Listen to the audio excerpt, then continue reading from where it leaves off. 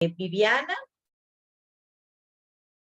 a la compañera Viviana, que por favor abra la cámara, a la compañera Sally y a la compañera Karen también, ¿verdad? Ellas son las tres que nos van a acompañar el día de hoy, que van a tener a cargo este cierre de la actividad y les voy a explicar cuál va a ser la dinámica. Bueno, primero vamos a tener la participación de Vivi. Vivi nos va a hacer una referencia al tema específicamente eh, de de la atención a la diversidad y la neurociencia. En el caso de Sally, Sally va a trabajar con nosotros un tema de muchísima importancia que es la investigación, precisamente la importancia de la investigación en la neurociencia, y Karen nos va a cerrar con los retos de la neurociencia en la formación universitaria docente. La idea con esta jornada es que podamos escucharlas, que podamos aprender de ellas. Cada una va a tener un espacio de aproximadamente 15 minutos, ¿verdad? Para exponer con actividades, ¿verdad? Y una propuesta muy dinámica sus ideas. Y posteriormente vamos a tener una sesión de preguntas. Entonces, la invitación a que por favor las escuchemos, que tengamos a mano lápiz, ¿verdad? O computadora o en el chat poder ir haciendo las preguntas, porque estoy segura que va a ser temáticas de gran interés para la formación de cada una de nosotros. Así como durante la mañana hemos aprendido, ¿verdad? Muchísimo para nuestra práctica de aula, estoy segura que en este otro espacio también nos vamos a enriquecer de gran manera. Bueno, entonces voy a empezar presentando a las compañeras que nos van a acompañar en esta actividad. La compañera Viviana Barca. Vamos a presentarles, como les dije, Vivi va a trabajar el tema de la atención a la diversidad y neurociencia.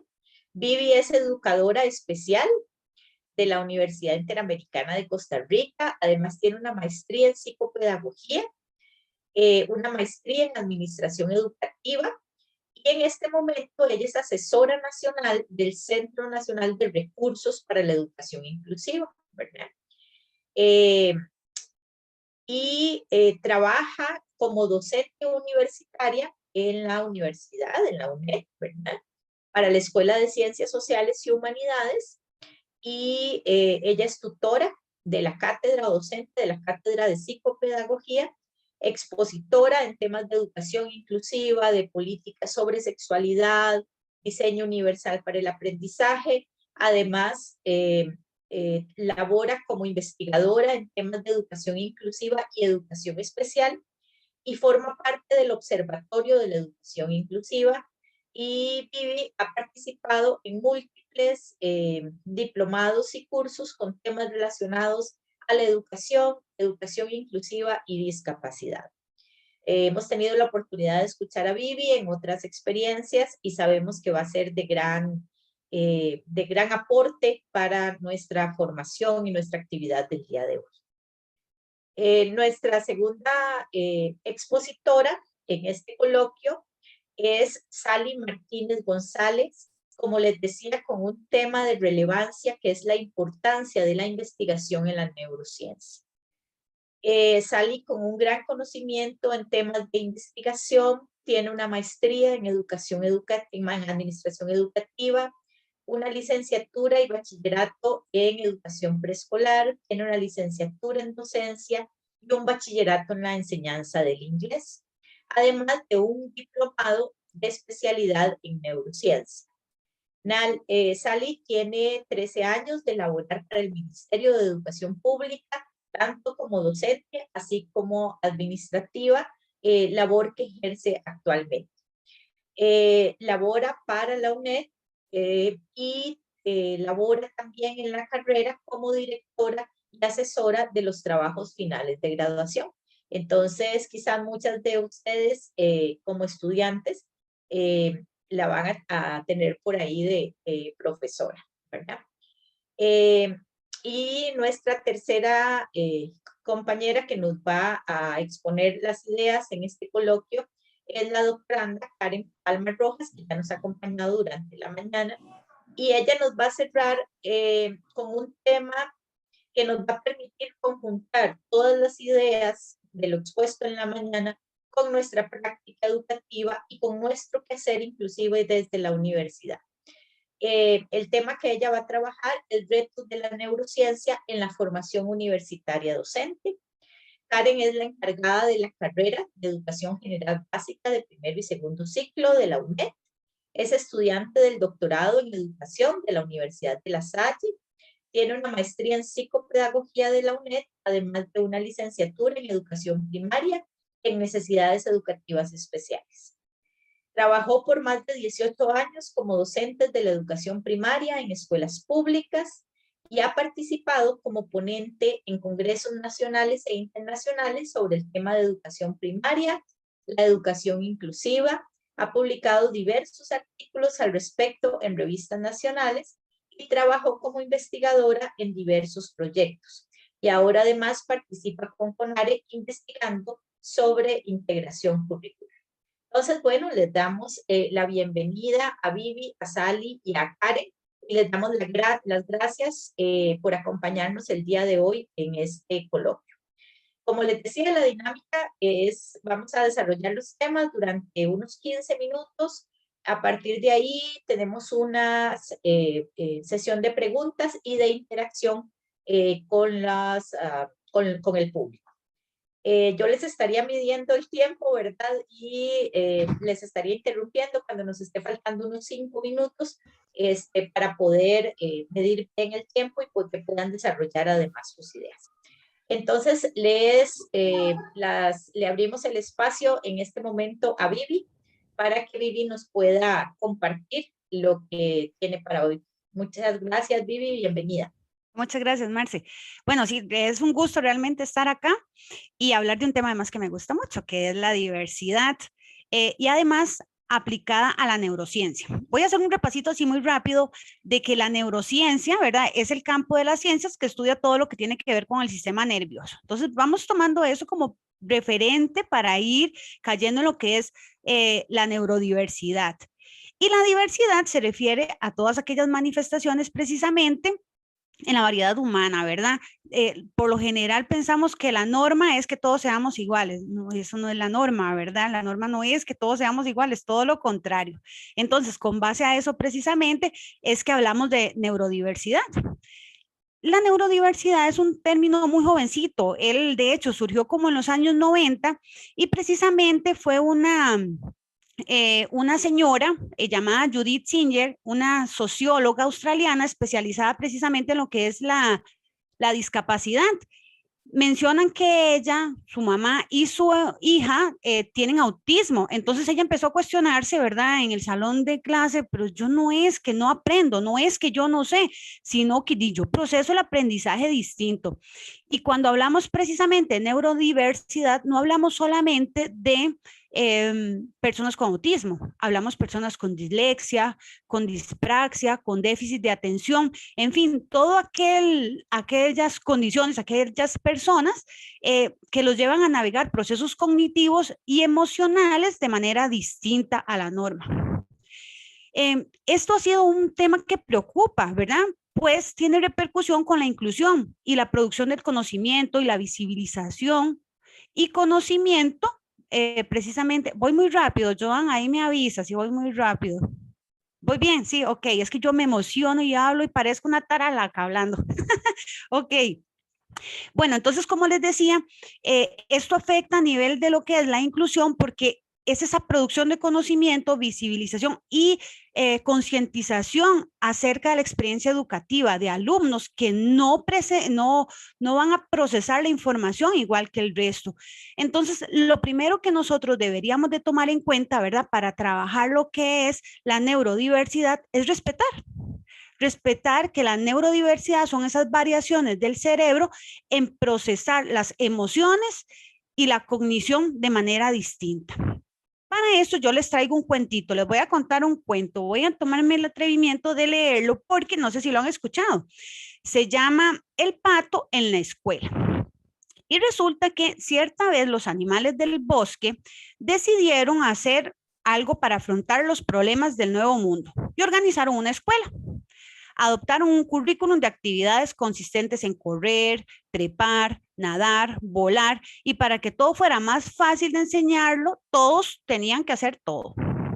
El Pato era estudiante sobresaliente en la asignatura de natación, de hecho superior al maestro. Obtuvo un suficiente en vuelo, pero en carrera resultó deficiente. Como era de aprendizaje lento en carrera, tuvo que quedarse en la escuela después de la hora y abandonar la natación para practicar la carrera.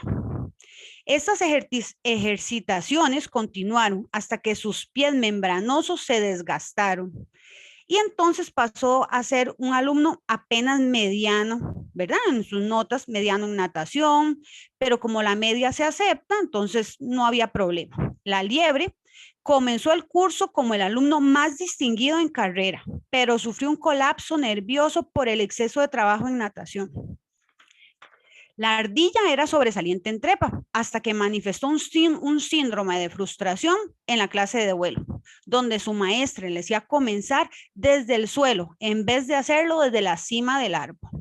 Por último, enfermó de calambres por exceso de esfuerzo y entonces la calificación con 6 en trepa y con 4 en carrera.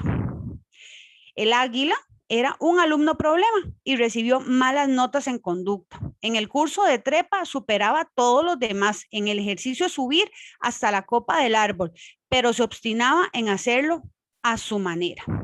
Al terminar el año, un anguila anormal que podía nadar de forma sobresaliente y también correr y trepar y volar un poco, obtuvo el promedio superior y la medalla al mejor alumno. En esta fábula nos ayuda a reflexionar precisamente sobre la diversidad del alumnado en una escuela que se tiende a homogeneizar, en donde el camino, la diferencia se vive como algo incorrecto. Y creo que esto lo vemos muchas veces en las aulas, ¿verdad? Cuando vemos que hay un alumno que tal vez va más lento, ya empezamos a ver, no, hay que ver qué tipo de adecuaciones le hacemos, ¿verdad? Diciéndolo de esta manera. Y no vemos que tal vez hay algo en nuestra metodología de enseñanza en donde no estamos respetando esa diversidad de aprendizaje. Uno de los estigmas precisos, más persistentes con respecto a cómo consideramos la neurodivergencia es considerarla precisamente como una enfermedad o como discapacidad, que restan el potencial a estos alumnos para adaptarse al estándar y desarrollar habilidades que todos los demás trabajan bajo la norma impuesta, porque es una norma que imponemos, ¿verdad? Ahora lo mencionaba Mónica en la mañana, ¿verdad? La ingratitud con pruebas FARO, uno todavía sigue leyendo, uno dice, ¿cómo sometemos a los estudiantes a este tipo de situaciones que aunque no sean evaluativas de manera numérica, afectan, ¿verdad? Emocionalmente, porque es un estándar. Mi hijo me decía precisamente, ma, ¿cómo van a evaluar a los chiquillos, por ejemplo, de la zona de Talamanca, ¿verdad? Que tal vez no han recibido tanto apoyo a nivel académico. Y yo me ponía a pensar, si es cierto, ¿verdad? Mi hijo ha pasado una semana, él viene pasando de Faro precisamente, él está en 4º año, y decía, ma, ¿cómo irán a hacer esos muchachos? Qué difícil para ellos, y uno se estresa, y eso que usted me ha pagado clases, me decía, ahora los otros chiquitos, o los otros muchachos que están en otras zonas más alejadas. Entonces nosotros como docentes tenemos que poner esa conciencia en esa neurodiversidad que hay en el aula. Y aquí yo los invito, ¿verdad? Y las invito a respetarla. ¿Cómo? Por ejemplo, podríamos empezar por aceptar el nivel de aptitud de cada estudiante, ¿verdad? Como le pasó al Pato. Tal vez el Pato tenía que aprender otras actitudes, ¿verdad? Muy posible, otras competencias para su vida, pero valorar también lo que él tiene. Entonces, valorar el nivel de aptitud de la persona va a ser muy importante. Tener expectativas en el crecimiento de todo el estudiantado y mantener ese apoyo constante. A veces cuando tenemos un estudiante, porque yo he estado en aula también, que vemos que le cuesta más, tal vez tratamos como de no, lo dejamos como un poquitito de lado, no le exigimos tanto, ¿verdad? Y no es desde la exigencia de que estrese, sino desde la exigencia de proponerle actividades que reten, que lo hagan sentir una persona que puede aprender. Otra sería brindar oportunidades para todos, no dejar de lado a ninguno. Me ha tocado ver aulas, ¿verdad? Donde el chico, como tiene una adecuación significativa, podríamos hablar un apoyo curricular significativo, ahí lo ponen a trabajar en otro grupito, aparte, ¿verdad? Y todo el grupo hablando, construyendo un proyecto, y el chico que tiene la condición de discapacidad, porque su proceso de aprendizaje es distinto, está aparte.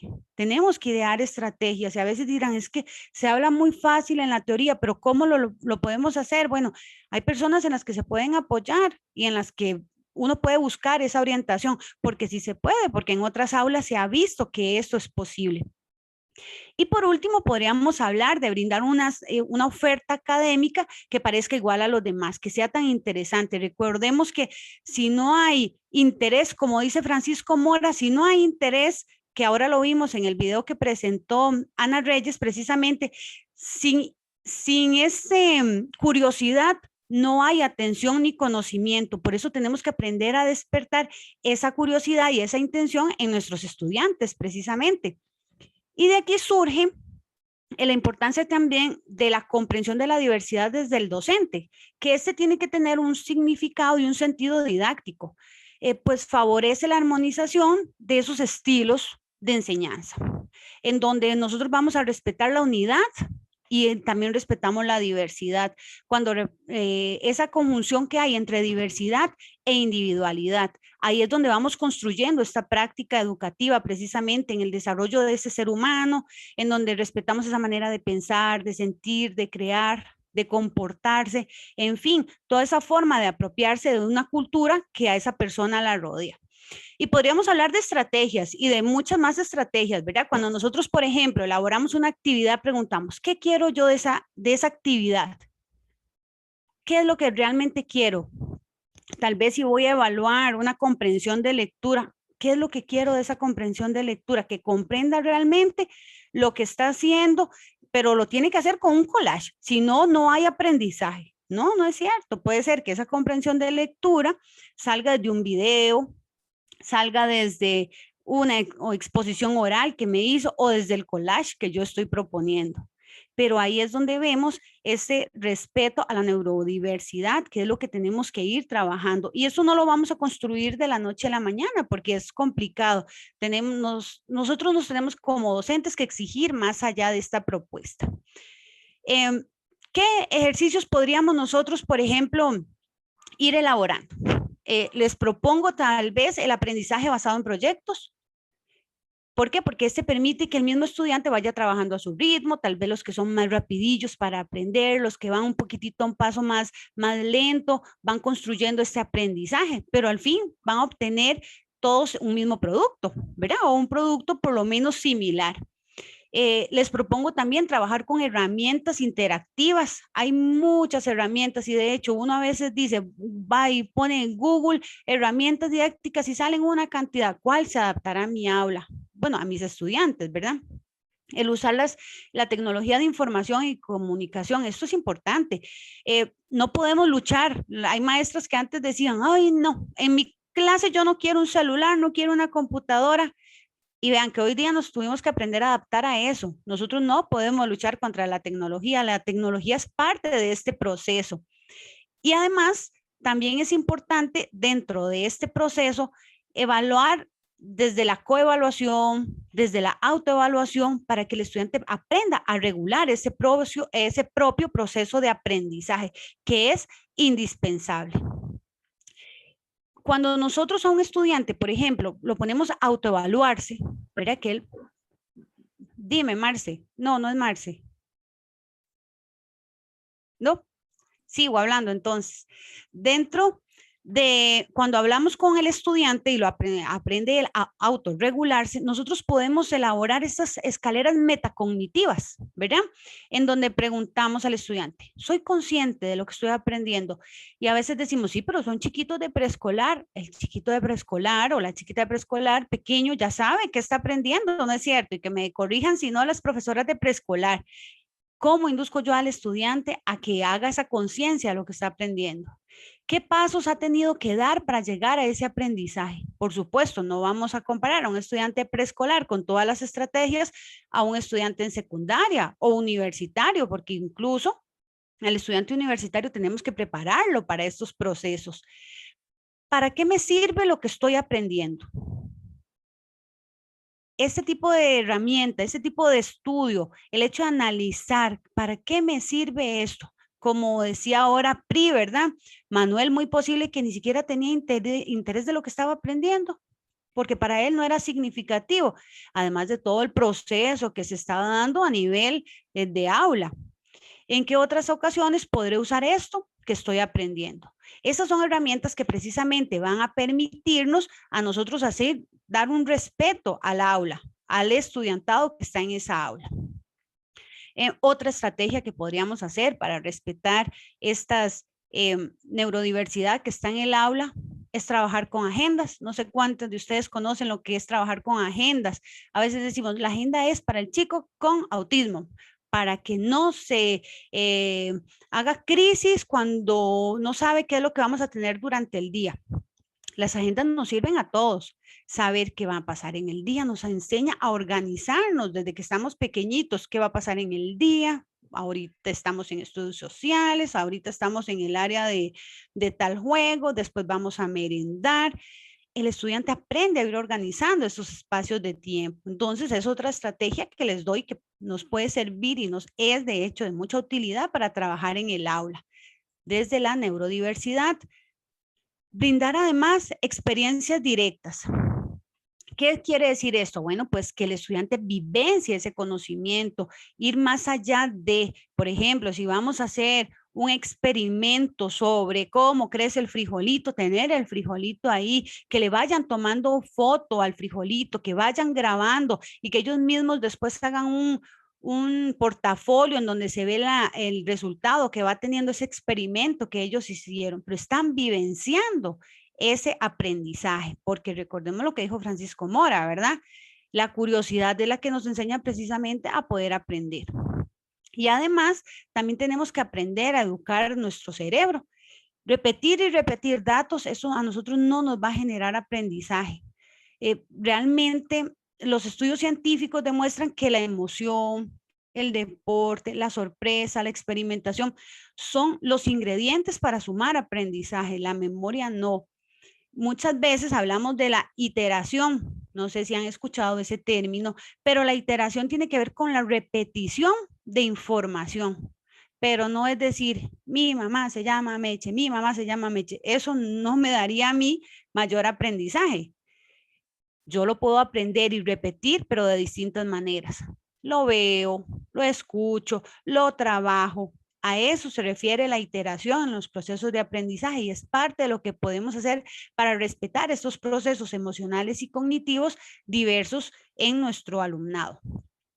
Después también podríamos trabajar actividades que permitan al estudiante una construcción desde lo que él sabe. Bueno, que eso siempre es importante, ¿verdad? Partir primeramente de los conocimientos que tiene el estudiante, pero a veces puede ser simplemente una pregunta y de esa pregunta va a ir saliendo el aprendizaje que nosotros queremos generar.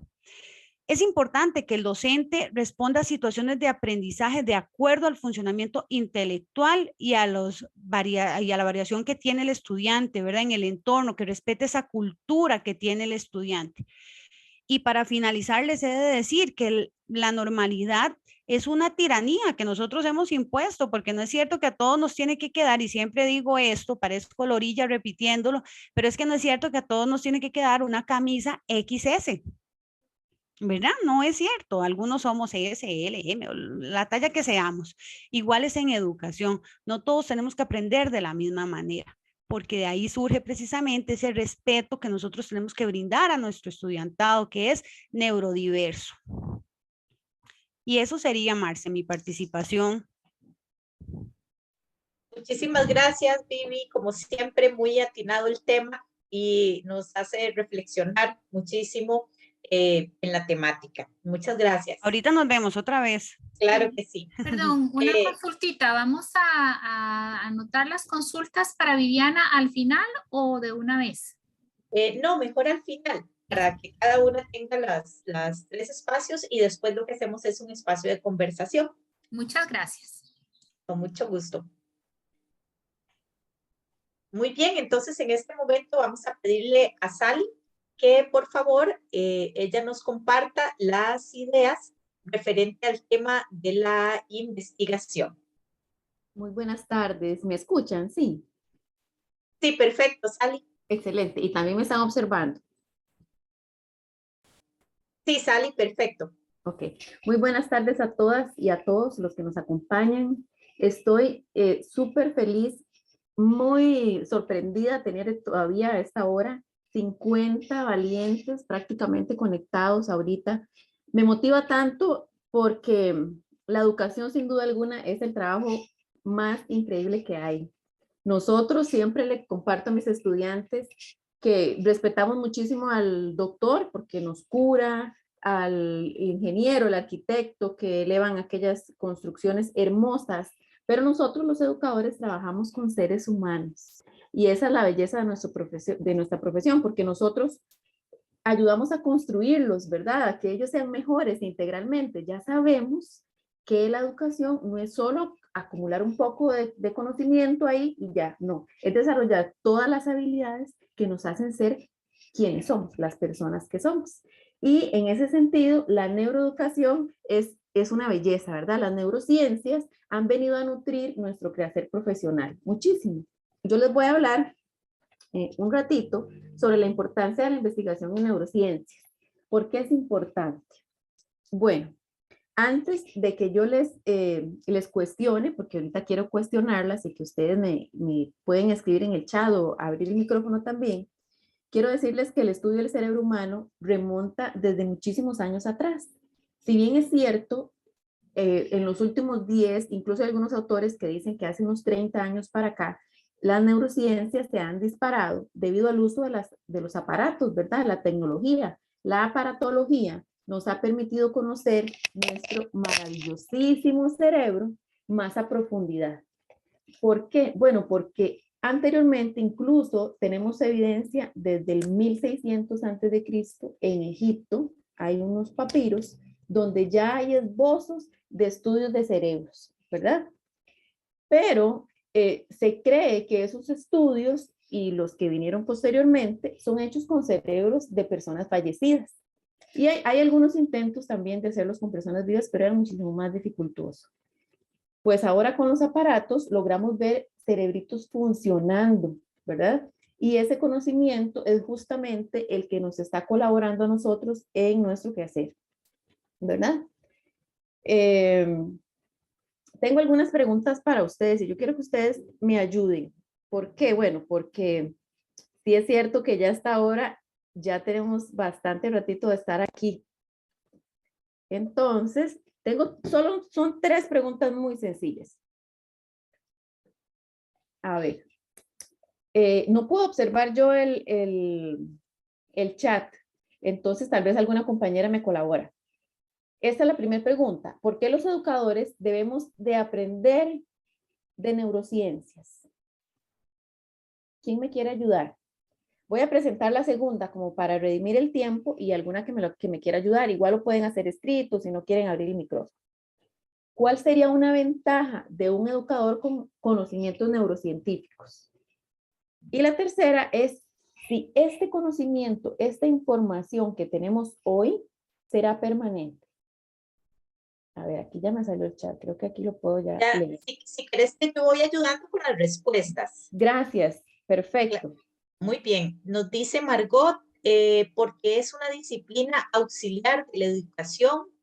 Dice Carla, permite comprender el comportamiento de las personas estudiantes.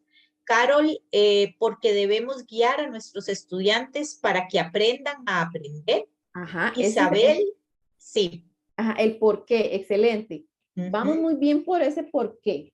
Muy ¿Cuál bien, sería dice, una de las ventajas? A ver. ajá, dice, nos permite conocer más sobre el aprendizaje de los estudiantes, nos permite comprender la manera en que podemos aprovechar el desarrollo cerebral de nuestros peques para los aprendizajes significativos. El conocimiento no es permanente, todos los días aprendemos porque nos permite comprender cómo abordar a los alumnos, para conocer cómo aprenden los estudiantes según la edad, para comprender las diferentes formas de accionar y reaccionar de las personas. Bueno, este chat está en movimiento. Dice, las ventajas. Las ventajas radican en que permite una mejor y más eficaz medición. Si conocemos cómo funciona el cerebro, podemos facilitar el aprendizaje. Considero que las neurociencias permiten dar sentido a los procesos de enseñanza y aprendizaje, mejorar el ambiente de estudio donde desarrolla el alumno para entender la forma más cercana de fomentar el aprendizaje. Tenemos como 17 mensajes más, no sé si... Si quiere lo dejamos hasta ahí y les voy a decir que todo lo que ustedes me están diciendo está totalmente acertado. La neurociencia lo que nos brindan son herramientas científicas que nos permite a nosotros como educadores mejorar nuestra práctica diaria, ¿verdad? Pero todas esta valiosísima información que tenemos hoy, si bien es cierto, ya está disponible, muchísimas de las personas educadoras aún la ignoran, ¿cierto, verdad? Entonces, aunque ya está disponible, aunque ya los aparatos nos han demostrado, aunque ya hay especialistas que nos han facilitado información, todavía nos falta conocerla y aún más, para ser un poquito más precisos, y esta quizás es el motivo que me tiene a mí amando las neurociencias, y es que aunque las conozcamos, nosotros tenemos que integrarlas diariamente. O sea, no es solo saberlas, es que nos permita la neuroeducación, o sea, el uso de las neurociencias aplicada en nuestro trabajo, mejorar nuestro quehacer diario. Alrededor de todo esto, es importante decirles que lo que pensamos que hoy es conocimiento y que es permanente, ¿verdad? Como les digo, será permanente la información que hemos analizado hoy. Quizás de aquí a 5 años ya sea distinta, ¿verdad? Ya tengamos más y muy posiblemente vamos a tener unas bases muy sólidas, pero muchísimo más específicas. Nunca dejemos de aprender, nunca dejemos de investigar. Alrededor de las neurociencias se tejen lo que se denomina neuromitos, que son verdades neurocientíficas que han sido tergiversadas, modificadas. Y para conversar un poquito de eso, yo les voy a presentar un video. Permítanme para ponérselos aquí. El video dura 8 minutos. Entonces, vamos a prestarle atención. Vamos a ver. Voy a detenerlo porque no le puse el audio.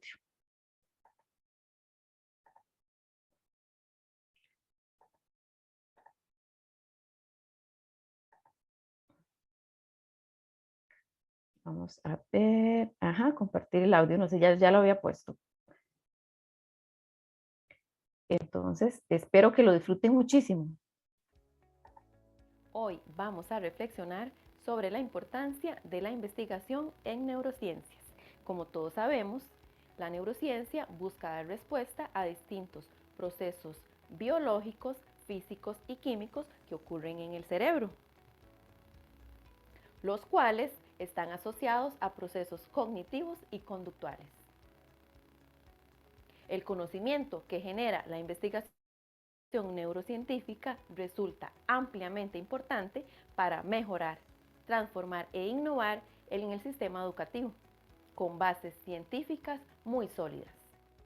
En muchos casos, los neuromitos se sostienen sobre una base cierta, que puede distorsionarse, adornarse, tergiversarse o reinterpretarse. De ahí la importancia del estudio neurocientífico y que este conocimiento generado sea incorporado en nuestro quehacer profesional.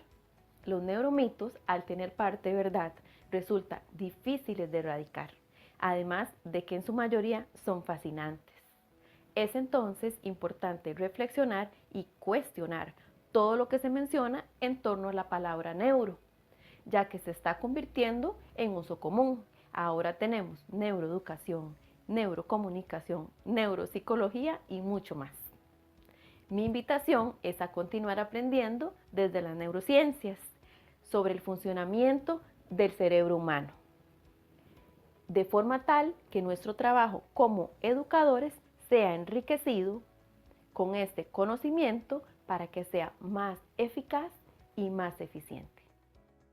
El primer neuromito que vamos a desmitificar hoy es que usamos solo el 10% del cerebro.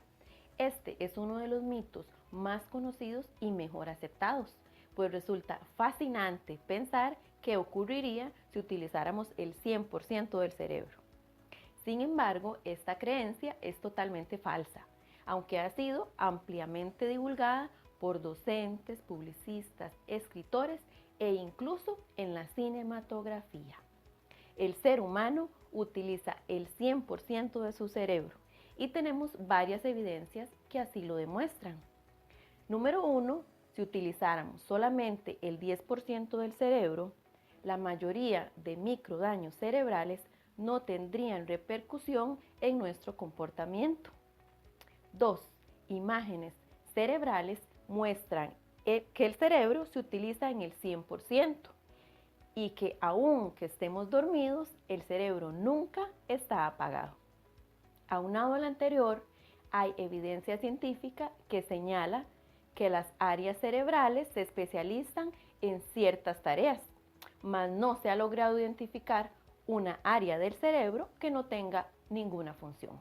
Por todo lo anterior, podemos decir que este mito es completamente falso. El siguiente neuromito me dice que la dominancia hemisférica define el nivel analítico o creativo del ser humano. Seguramente hemos escuchado que depende de nuestra dominancia hemisférica tendremos X o Y habilidad. Muchos aseguran que las personas de dominancia derecha son más creativas y los que tienen dominancia izquierda son más analíticas y lógicas. La verdad de este mito es que los hemisferios cerebrales realizan actividades en conjunto y está científicamente comprobado que se conectan a través del cuerpo calloso. Y aunque los hemisferios sí están especializados en tareas específicas, ellos se apoyan entre sí. Por lo anterior, es falso pensar que nuestra dominancia hemisférica determinará nuestras habilidades, capacidades y destrezas. A través de imágenes cerebrales queda demostrado que cuando realizamos cualquier tarea como caminar, hablar o leer, nuestro cerebro se activa por completo, demostrando que estamos conectados a través de circuitos neuronales que conectan varias partes del cerebro para funcionar. Otro de los neuromitos que nos han contado es que el cerebro humano deja de aprender.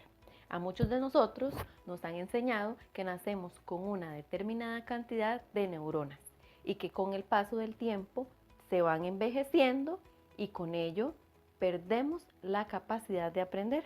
Incluso nos decían que después de los 40 años la capacidad de aprendizaje era casi nula.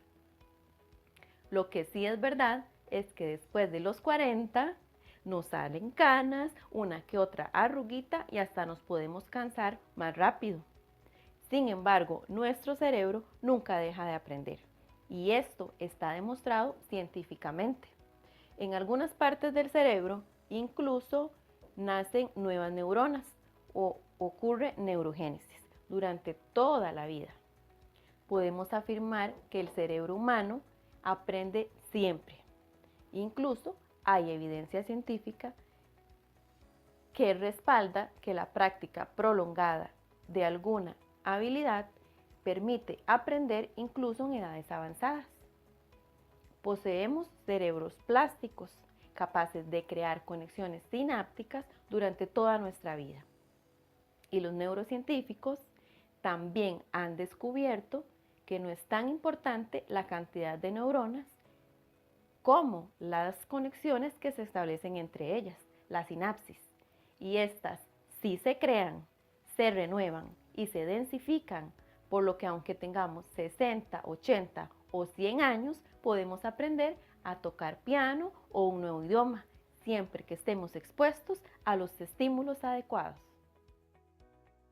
Uno de los neuromitos más debatidos es el de las teorías de las inteligencias múltiples, que en algún momento ha favorecido la práctica educativa, ya que busca capturar la atención del estudiantado según sus intereses, reconoce la diversidad dentro del aula y además busca que conozcamos las características particulares de cada uno de los estudiantes. Sin embargo, no hay evidencia científica que nos permita clasificar a las personas según sus inteligencias. Lo que sí es cierto es que todos los seres humanos tienen distintas habilidades, capacidades y talentos. Por tanto, es más adecuado hablar de rasgos de personalidad, habilidades o talentos y no de sus inteligencias.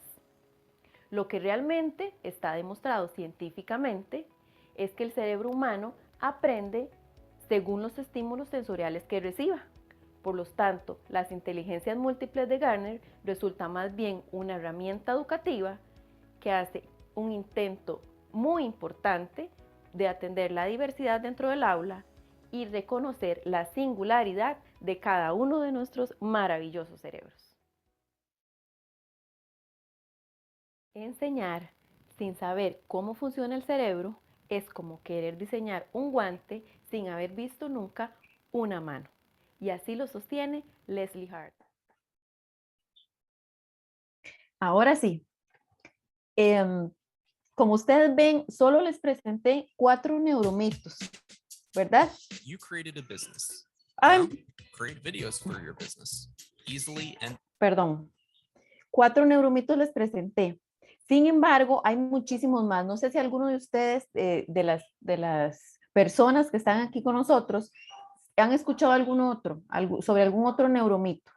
Como les dije en el video, los neuromitos se sostienen porque tienen parte verdad y otra parte ha sido creada, tergiversada, modificada, ¿verdad?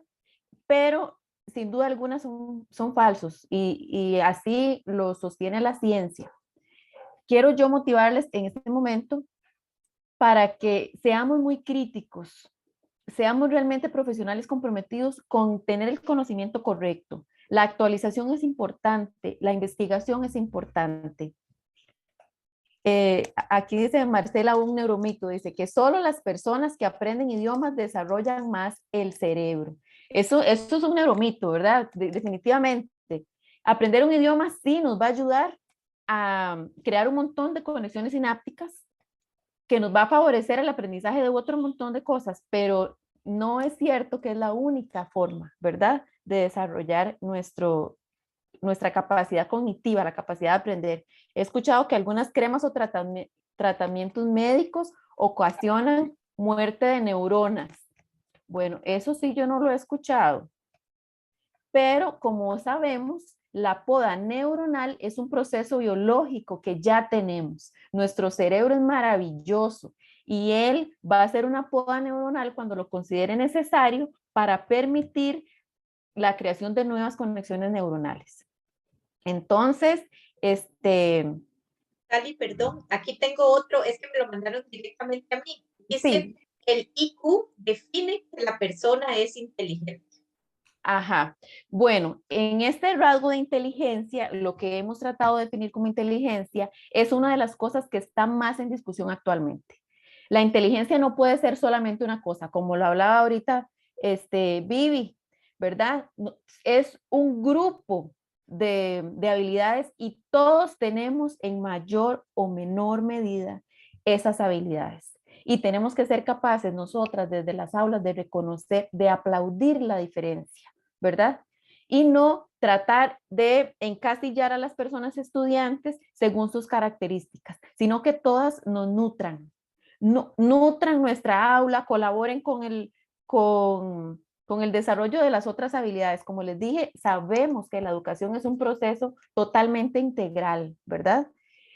No solo vamos a hablar de que el chico tiene que aprender a leer o a escribir. Eso me hacía mucha gracia en lo que conversamos ahorita en la mañana, porque, por ejemplo, se centran muchas personas docentes en la enseñanza de la lectura en un chico que no sabe levantar la mano, que no sabe decir por favor, ¿verdad? ¿Por qué? Porque aquello sí se puede medir, reconoce las vocales. pero todas las habilidades actitudinales son súper importantes. No tratemos de ganarle a la biología del cerebro. En su momento va a ir adquiriendo las capacidades necesarias, todas las habilidades blandas. Es necesario desarrollarlas. Entonces, vamos a quedar hasta aquí y ahorita nos vemos otra vez para conversar un ratito más. Sally, tal vez dos mitos también que están, es que está movido por aquí el chat. Ajá. Dice, muy interesante, dice, el cerebro es distinto según el género, ¿verdad? Ajá. Ajá, dice que he escuchado que las personas que comen mucha sal les cuesta el área del aprendizaje y que es cierto que el Apgar tiene que ver con el aprendizaje. Son las 3 ideas, por si quieres hacer algún comentario. Sí, voy a referirme al Apgar. Bueno, el Apgar es una evaluación que hacen cuando los niños nacen. Y sí es importante que nosotros los educadores, más los que trabajamos en primera infancia, conozcamos el Apgar de las personas estudiantes, porque incluso hay niños que nacen con un Apgar 0, ¿verdad? Es cuando nacen con un paro, o un Apgar 1 tuvo problemas de respiración, y eso podría representar en algún momento alguna dificultad para el estudiante. No quiere decir que el Apgar nos va a definir para siempre. Volvemos entonces a la realidad científica. El cerebro humano es plástico, es maleable, él responde al estímulo. Si le damos el estímulo adecuado, él va a saber solventar las dificultades, ¿verdad? Entonces eso es muy importante.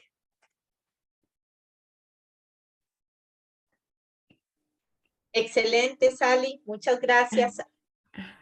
Ahora retomaremos entonces si hay más preguntas, ¿verdad? O más dudas. Claro que sí. Vamos a dar en este momento participación a Karen. Karen nos va a conversar sobre los retos de la neurociencia en la formación universitaria docente. Adelante, Karen. Gracias, Marcela. Bueno, este coloquio ha estado realmente demasiado rico en poder conceptualizar nuevos entendimientos sobre nuestra profesión. Y tal vez las palabras que yo les traigo es un poco qué debemos hacer las universidades o las personas que estamos detrás de este campo tan importante como es la formación de formadores para poder asumir el reto de cambio. Bueno, yo le traigo tal vez 3 conceptos bastante claros que al menos para nosotros en la UNED están direccionando mucho de lo que estamos haciendo. Vemos la neurociencia, vuelvo a utilizar la palabra, como un faro que redirecciona nuestro actuar. Tal vez como una ruta, nos marca una ruta hacia dónde debemos encaminarnos, ¿verdad? ¿Cuáles son los cambios que esta profesión debe dar? Creo que esa es la riqueza y por eso optamos por hacer esta jornada de actualización, porque realmente vemos el aporte de abrir espacios para conversar y hacer presente la neurociencia en nuestra profesión. Como lo decía en la mañana, nosotros somos expertos en la didáctica de las personas, con personas tal vez de 6 a 14 años, expertos en esos procesos de aprendizaje. Entonces yo creo que el primer reto que nosotros como universidad y como carrera debemos asumir es el reconceptualizar la profesión. Creo que en este momento la educación primaria en Costa Rica, y no sé las compañeras que nos acompañan desde Honduras, tendrán la misma vivencia, es una de las profesiones más criticadas a nivel social. Siempre lo digo con mucho dolor, los estados de la educación nos han dado bastante duro y nos han, de alguna manera nos han movido, nos han dicho, no está funcionando, no está funcionando lo que ocurre en el aula, no está funcionando lo que ocurre en la universidad. Entonces, creo que llegó el momento en que nosotros tomemos espacios para poder reentender cuál es el quehacer didáctico de la persona educadora de primaria. No podemos seguir creyendo que somos, digamos que nuestro campo es la enseñanza. Ya desde las nuevas concepciones entendemos que nosotros no enseñamos, nadie enseña a nadie, nadie viene y deposita en el otro, y creo que las compañeras facilitadoras han sido expertas en dejarnos esto más que claro. Nadie viene y deposita en otro información, sino que más bien nosotros somos mediadores, facilitadores para que el aprendizaje emerja en la persona, al encontrar ese punto que le haga clic y que diga esto me interesa, como nos decía Mónica en la mañana. Entonces creo que cuando nos sentamos como universidad y empezamos a ver qué éramos, pongamos del año 2019, y quiénes somos como profesionales después de la pandemia y con todos los cambios que vienen, creo que viene, hay demandas, digamos, en un nuevo vocabulario. Como les decía, no podemos seguir utilizando el concepto enseñanza, sino ya es momento de posicionarnos como mediadores, como facilitadores, como acompañantes. Incluso en cuanto al lenguaje, por ejemplo, un término que ha sido muy cuestionado, aula, ¿verdad? ¿Por qué no empezar a entendernos como el espacio para convivir con el estudiantado, escenarios de aprendizaje?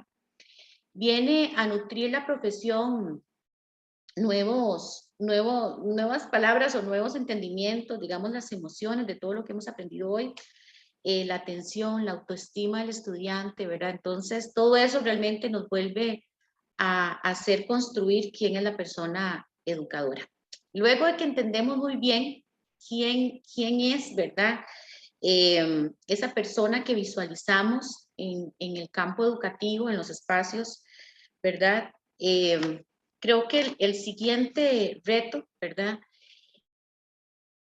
Es la persona en el quehacer de la educación primaria. Yo siempre me voy a este tema porque creo que es fundamental que entendamos, los que somos formadores de formadores, que por más que queramos cambiar estrategias, técnicas, teorías, asignaturas, si nosotros no entendemos que hay toda una persona en construcción ya más que formada detrás de esa profesión, desarrollando la profesión, no vamos a poder encontrar el punto de quiebre y el punto de cambio.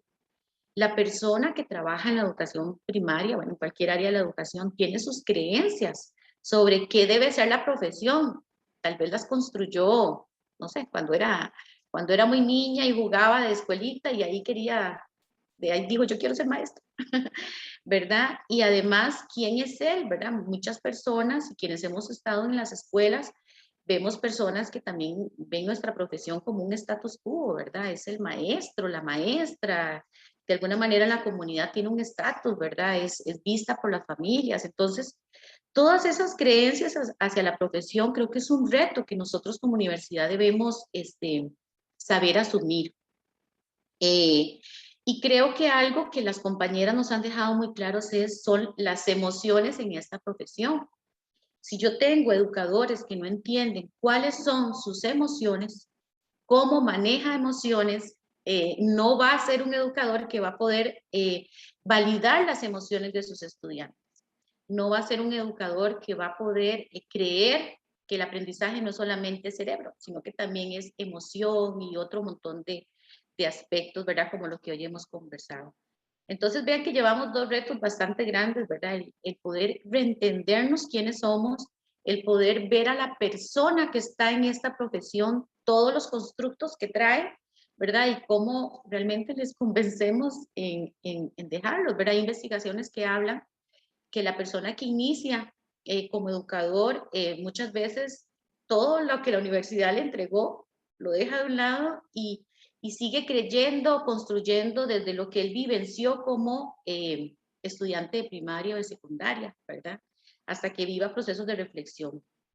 Bueno, para no extenderme más, creo que la tercera, esto lo veo tal vez más como una oportunidad, son las estructuras curriculares de los planes de estudio en las universidades, lo que mal le llamamos, porque no debería llamarse así, la malla curricular. Nosotros, bueno, ahora con la oportunidad que tuvimos de cambiar nuestro plan de estudio, logramos hacer cambios ricos para poder meter, darle ese pie a la neurociencia, a la neuroeducación en nuestro plan de estudios.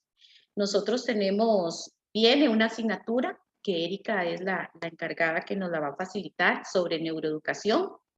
y logramos transversar las neurociencias en otras asignaturas, ¿verdad? Por ejemplo, tenemos una muy bonita que va a ser movimiento y neurociencia. En didáctica se ve transversado, ¿verdad? Totalmente la neurociencia. Con las tecnologías, también tenemos tecnología y neurociencia. Las asignaturas no se llaman así, pero en su contenido podemos ver la neurociencia ahí presente como una unidad del curso. Y si nosotros observamos los planes de estudio, tal vez de las universidades estatales, alguien me abrió un micrófono, estatales a nivel nacional, vemos, es como algo tímido, ¿verdad? Empieza a asomarse la neurociencia, ya empieza a dársele valor, reconocimiento, y eso yo creo que lo celebramos. Yo siempre digo, si no lo decimos, la gente a veces la omite, aunque le veamos la importancia. Si está presente, la gente empieza a darle pues toda la importancia que tiene, ¿verdad? Y yo creo que el cuarto reto, y es tal vez el que desde mi profesión yo lo veo más grande, pero ¿verdad? Realmente lo asumo como lo que significa un reto, ¿verdad? Con el desafío de querer que se cumpla, no con el temor de que no se va a cumplir. Y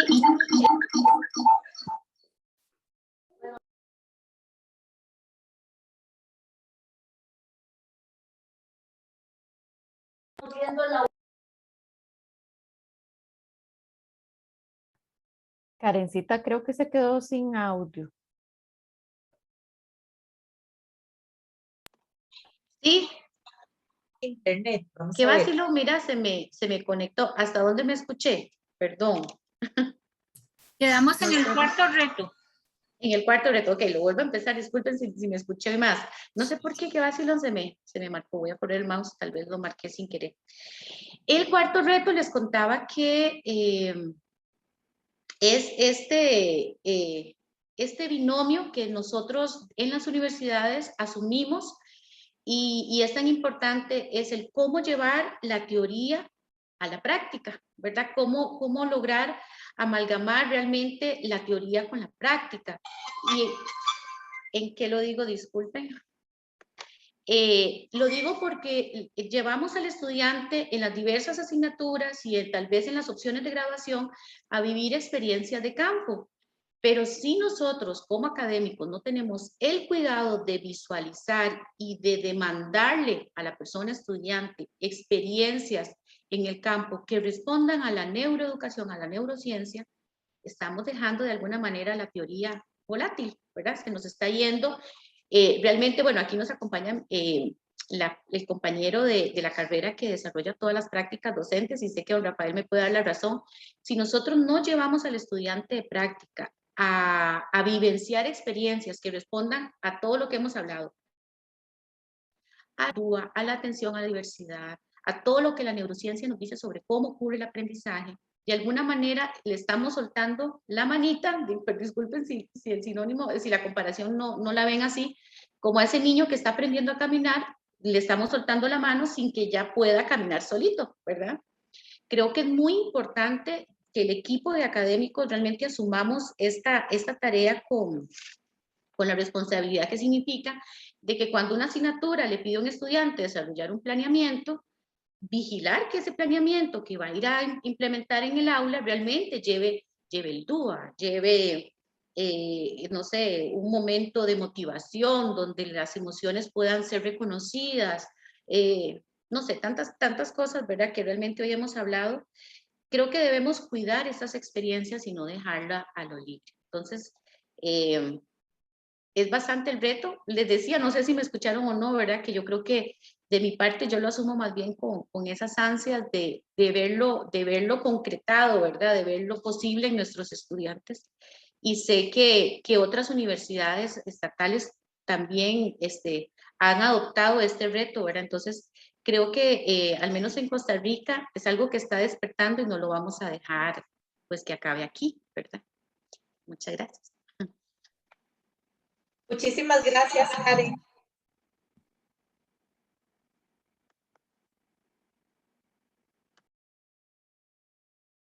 Ok, agradecerle a Karen por la participación. Y en este momento vamos a abrir un espacio de preguntas con cada una de las participantes. Lo que vamos a hacer es que vamos a arrancar o a iniciar nosotras ofreciendo una pregunta generadora, y a partir de ahí ustedes pueden también indicar sus preguntas en el chat. Yo sé que estos temas generan mucha duda, ¿verdad? Pero para que no se nos alcance el tiempo, más bien, ¿verdad? Vamos a ir midiendo las preguntas. Entonces, Karen, si gustas, puedes hacer la pregunta que tenías para Vivi, y ahí arrancamos, ¿verdad? Con las otras preguntas que tenga el público para ella. Sí, muchas gracias, Marcela. Me gustaría tal vez más bien es aprovechar el gran recurso que tenemos con Viviana aquí en este coloquio, el poder conocer su, no sé, su opinión profesional. Yo sé que usted a la hora de desarrollar su trabajo en el ministerio, pues se vincula con muchos docentes, ¿verdad? Y mi pregunta va un poco al segundo reto que yo mencionaba, ¿verdad? Que era el de la persona en la educación primaria, ¿verdad? No sé cómo ve usted, Viviana, la oportunidad o cómo podríamos hacer para que las personas abandonen con mayor facilidad, que tal vez esto es lo que nos ha costado en las universidades, y usted lo decía, ¿verdad? Este constructo social que tenemos a veces tan aferrado, ¿verdad? De lo que es normal, de lo que debe ser. Yo creo que eso en la educación primaria es ahorita el peso o el ancla que más nos está atando a no poder navegar en esto, ¿verdad? Estas docentes que dicen, pues no, los niños, yo soy maestra de primaria, yo explico en la pizarra y dicto, y el que no copió, lo siento, y el que no puede estar en mi aula, que se vaya para un aula diferente, ¿verdad? Entonces, desde toda tu experiencia, ¿verdad? Más bien, ¿cómo podríamos acompañar a las personas para que abandonen este constructo social y dejar de hablar de normalidad? Que realmente la riqueza es ver la diversidad en los procesos de aprendizaje, ¿verdad? Sí, gracias, Karen. Sí, de hecho es muy interesante porque, por ejemplo, bueno, a mí me ha tocado ir a Isla Chira y realmente es una bendición realmente poder conocer esos espacios, ¿verdad? Distintos contextos a los del área metropolitana. Y precisamente en el curso de detección de problemas de aprendizaje, nosotros a los estudiantes les enseñamos precisamente que el docente tiene tareas que debe dejar atrás, y una de esas tareas precisamente es pensar que la discapacidad tiene que ver con educación especial, ¿verdad? ¿Por qué? Porque siempre estamos basados en un paradigma en el que creemos que la persona con discapacidad es especial. Y eso es lo primero que tenemos que empezar a trabajar, porque es una condición. Y si lo vemos desde, nuevamente, retomando el concepto de la neurodiversidad, es ver cómo la persona se encamina en el aula de distintas maneras, y que es cierto que es difícil. ¿Por qué? Porque no va a ir tan rápido como queremos, y tenemos tal vez un programa que cumplir, un planeamiento que tomar en cuenta, y no lo estamos logrando con este estudiante. Eso nosotros lo conocemos.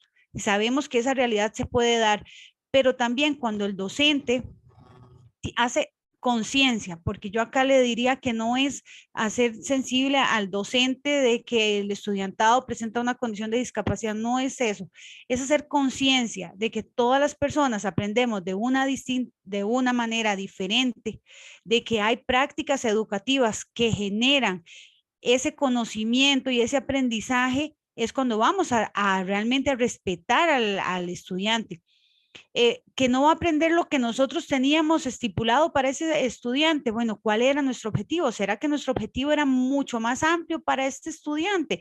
¿Cuál es realmente el objetivo que tenemos para cada uno de nuestros estudiantes? Entonces, desde ese conocimiento es que podemos empezar a partir. Entonces, ¿yo qué podría decir y qué es lo que he visto en el aula? Bueno, que muchas veces no conocemos a nuestro estudiante porque los objetivos sobrepasan las habilidades que ese estudiante tiene en ese momento. Y también la negatividad, lamentablemente, ¿verdad? Decimos, es que este chiquito no es de mi matrícula. ¿Por qué? Porque tiene una discapacidad. Entonces, eso yo pienso que tampoco se vale, ¿verdad? Porque ¿qué sentiría yo? Yo siempre le digo a la profe, ¿verdad? Que me dice, "Y si fuera su hijo, ¿cuál sería su actitud con respecto a esa situación, ¿verdad? También. Entonces es hacer un poquito de conciencia en el respeto a la diversidad que existe en nuestras aulas. Al plantear estrategias, ahí ahora leía una pregunta, ¿cómo hacemos? No sé, Marce, por ahí estaba una pregunta sobre una chiquita sorda que está en el aula y que aprende distinto. Es que ya la perdí, entonces no sé si la tenés por ahí, porque sí me llamó la atención.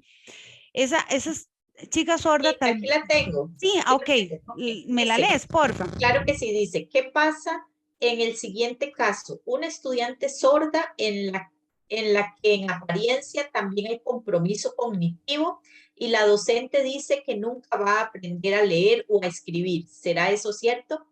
No, ¿verdad? Y ahora Sally lo decía, no dejamos de aprender nunca. Y hay procesos pedagógicos que los chiquillos los van asumiendo, y perdonen el término chiquillos, ¿verdad? Tengo la costumbre de decirlo, que los estudiantes lo van asumiendo. Por ejemplo, yo cuando fui docente de tercer ciclo y diversificado vocacional, fui docente por 15 años, a veces decía la mamá, ay, vea niña, hasta que al fin alguien le enseñó, ¿verdad?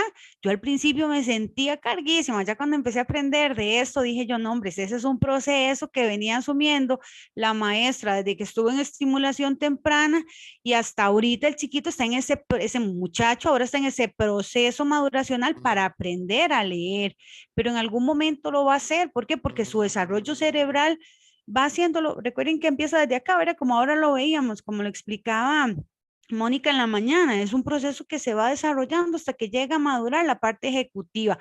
Bueno, de eso se trata. Entonces, por supuesto, en algún momento ese estudiante va a aprender. Y retomando entonces a la pregunta de Karen, es parte de esa conciencia que nosotros tenemos que desarrollar en el estudiantado universitario, ¿verdad? Y el hecho a la tolerancia y al respeto de la diversidad. Yo pienso que si nosotros logramos hacer eso, no vamos a tener mayor dificultad en el aula, porque sabemos que cada estudiante asume los retos según su capacidad, ¿verdad? No sé si eso queda claro o... Vivi, tenemos dos preguntas más muy importantes. Creo que te las puedo hacer Sí, juntas, ¿verdad? claro, sí.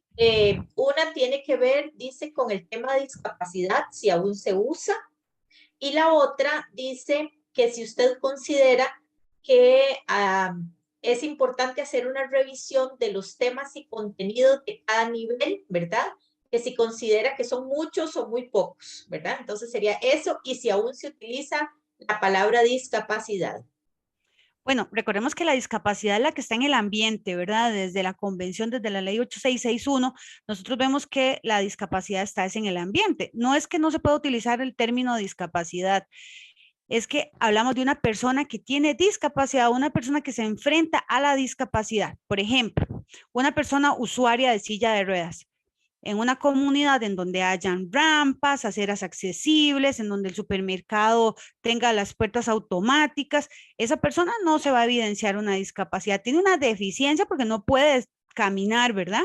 Pero en sí no va a tener una discapacidad porque la discapacidad está en el ambiente. Por ejemplo, hay una persona en este momento que tenga una condición de sordera. Joan nos está haciendo el intérprete. Esa persona que tiene una condición de sordera no tiene una discapacidad. Simplemente hay apoyo distinto como el que está brindando Joan en este momento, que es de intérprete. Entonces, recordemos que la discapacidad está en el ambiente y nosotros, ¿verdad? El contexto, la comunidad, es el que impone esas barreras. Entonces, no es que esté mal dicho. De hecho, el CONAPDIS, como Consejo Nacional de Personas con Discapacidad, como ente rector de discapacidad en Costa Rica, es el término que tiene persona con discapacidad, y la discapacidad, ya lo reitero, está en el ambiente. Y lo otro, no, de hecho, se ha hecho una modificación a nivel MEP desde hace tiempo atrás, ¿verdad? En cuanto a la elaboración de programas, no es mi especialidad, ¿verdad? Pero sí lo escucho y lo veo en las aulas cuando llego a hacer asesorías en discapacidad, en donde los programas, perdón, están por competencias. en donde precisamente trata de desarrollar en el estudiantado habilidades para que tenga esas competencias para ser un estudiante del siglo XXI, precisamente. Entonces, es un buen manejo de cada uno de los contenidos que se estructuran. El detalle es que nosotros también como docentes tenemos que conocer esos contenidos, porque a veces hay contenidos que se juntan con otros contenidos y ahí nos reduce como el tiempo, ¿verdad? O a veces las estrategias que proponemos en el aula nos va a permitir precisamente ir trabajando contenidos de manera simultánea. Entonces, si trabajamos esos programas y el esfuerzo que ha hecho el Ministerio de Educación Pública, ¿verdad? Porque así como tiene cositas que hay que ir mejorando, y todos los que trabajamos en el MEP somos MEP, ¿verdad? Entonces a veces hasta nosotros mismos criticamos al MEP, pero nosotros mismos somos MEP, todos los que trabajamos para el MEP somos MEP. Las cosas, por ejemplo, la caja de herramientas que ha hecho el MEP, eso es un recurso valiosísimo. Podemos ver todas las mallas, la malla curricular, todos los planeamientos de todos los meses ya elaborados, hasta traen material complementario, nos queda a nosotros revisarlo, decir esto es para mi aula, esto no me funciona a mis estudiantes, voy a propiciar otra actividad, otra técnica que me pueda servir, pero es parte de ese conocimiento que nosotros tenemos que hacer, empoderarnos de nuestra labor docente. Y pienso que con eso podríamos ir reduciendo algunos de los contenidos, pero de ahí en fuera realmente es una buena propuesta la que hay ahorita a nivel de contenidos. Vivi, nada más para cerrar, aquí hay un comentario, creo que es más una pregunta, vamos a ver, dice, ¿podría facilitar prácticas para aprender a desaprender? Creo que es lo que más se nos dificulta a los docentes para comprender que debemos cambiar y ser más creativos. Y ya con esa pregunta cerraríamos. Bueno, prácticas en sí es el diario vivir, ¿verdad? Cuando nosotros decimos, y tal vez algo que nos podría servir, ¿cuál es nuestra práctica actual? ¿Cómo sería una mejor práctica y una práctica más inclusiva? ¿Verdad? Nosotros mismos hacer ese estudio, porque desaprender, imagínense en todo lo que tendríamos que desaprender, depende de la edad que tengamos, todas esas cantidades de cosas, ¿verdad? Porque siempre tenemos que aprender y desaprender. Yo creo que a todos, desde nuestro ámbito de trabajo, cada día estamos aprendiendo nuevos conceptos que tal vez nos generan ese estrés y ese colapso, ¿verdad? Yo recuerdo como anécdota cuando empezaron las líneas de acción para los docentes de educación especial, nos tocó ir a una provincia. Ve, yo pensé que nos iban a linchar, ustedes no tienen una idea, habían como unos 80, 90 profesores furiosos, enojados, que cómo íbamos nosotros a apoyar las líneas de acción para que hayan procesos de inclusión en las aulas. Y eso fue un día terrible, les puedo decir. ¿Por qué? Porque era desaprender de lo que se venía haciendo en la educación especial a un cambio en donde el estudiante iba a estar incluido en las aulas, ¿verdad? Regulares, digámosle así, y nosotros como docentes de educación especial ir a apoyar a esa docente de primer y segundo ciclo. Eso fue un desaprender. Entonces, nuestro ejercicio sería un ejercicio personal, una autoevaluación. ¿Qué hago yo y cómo puedo empezar a cambiar esas prácticas que tal vez sé que no son las más respetuosas para el estudiantado? Eso sería, no sé si respondí la pregunta, ojalá que sí. Excelente, Vivi. Muchas gracias por tus aportes, tus comentarios y siempre nos invita a la reflexión. Muchas gracias. Y sobre todo a tomar conciencia, ¿verdad?, de nuestro quehacer como personas docentes. Gracias, Vivi. Vamos a seguir entonces ahora con Sally, a quien le tenemos una pregunta generadora y a partir de ahí les invitamos a poner en el chat sus preguntas para ella. Sally, nosotros sabemos que la mejor forma de generar conocimiento y de mejorar nuestra práctica de aula es mediante la investigación. Y también los que hemos tenido la oportunidad de estar en las aulas sabemos el trabajo administrativo y la gestión que se realiza. Y a veces nosotros mismos solemos decir, ay, es que no tengo tiempo, es que me gustaría investigar, pero no sé cómo hacerlo, no puedo, ¿verdad? O no me alcanza el tiempo, etcétera. Entonces, la pregunta que nos gustaría que pudieras compartir, ¿verdad?, tu experiencia con nosotros es, ¿cuál sería tu recomendación para poder hacer investigación de aula relacionada con estas temáticas tan interesantes de neurociencia y neuroeducación? Marce, muchísimas gracias, súper interesante. Yo creo que hay varias claves. Yo destacaría una clave, Marce, que es asumir la responsabilidad que tenemos, ¿verdad? No quiere decir que porque ya nos graduamos, somos licenciadas o tenemos una maestría o tenemos 15 años de experiencia docente, vamos a saber de todo.